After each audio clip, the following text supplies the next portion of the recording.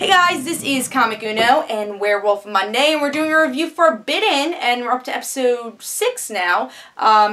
Can't remember the actual name. I think it'll come to me. It's in the title. And guys, before I start this review, I do have another TV review on Comic Frontline, which will be annotated, and that's for Starcross, this new CW show. Definitely want you guys to check that out, so that'll be annotated. And go subscribe to Comic Frontline if you're not subscribed. But let's talk about Bitten.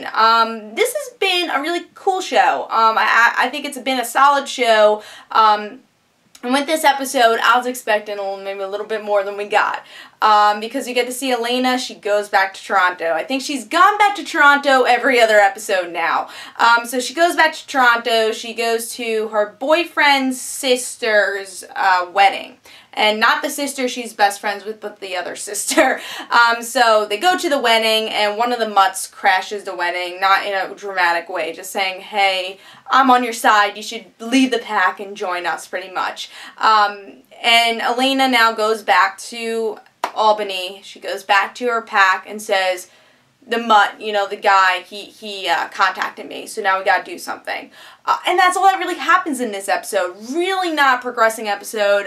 One of the most filler episodes for this series so far, because we didn't need it. Honestly, I felt like it left off in the same place we did last episode. And this would have been a perfect opportunity to really explore Elena's human life and tell Philip she's a werewolf. Yeah, tell Philip you're a werewolf, because this show is getting very too much going back to Toronto, pulling you back to New York. Going back to Toronto, pulling you back to New York. Pick one. And the only way to pick one is to tell Philip, and he could either flip out, leave her life, but we don't need Philip, that could happen.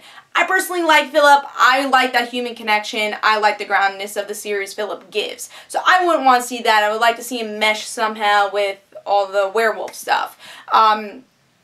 But you gotta pick one, because I think this show and this episode proved that. She keeps going back and forth, and the only way not to go back and forth is to tell the boyfriend gotta go to New York, because New York is where all the action's going on. That's where the pack is, so pick one. That was kind of my problem with this episode, because they had a perfect opportunity to do it.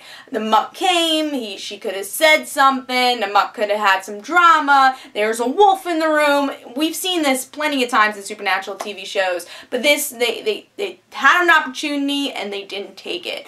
So I thought this was a very filler episode. You honestly don't have to watch it. It's fun at times. Again, it's nice to see Elena's human life with her pack member. I can't remember his name. The one that lives in Toronto with her. Him and her, his girlfriend are pregnant. And I thought that was a cool storyline. Like, will he tell her? And if he tells her, will Elena have the guts to tell Philip? What will this baby be? Will it also be a werewolf? So I like that story coming. I thought that was the only interesting tidbit throughout this episode, though. A little disappointed. This kind of had to be the most lackluster episode for Bitten. And again, it's a show that's been solid. I can't say it's been, you know, this best werewolf show ever. It's been solid. It's kind of been a little bit on the generic side. But there's a lot of potential here, and with this episode, they didn't really use it. That's my opinion. I will have another review for Bitten next week. Hopefully it's a little bit better, and they managed that whole entire human and pack life thing going on. But hope you guys enjoyed. This is Comic Uno, and guys, don't forget to follow me on Twitter for Comic Uno and the Random Situations, and don't forget to like my Facebook page, and I'll see you guys later. Bye.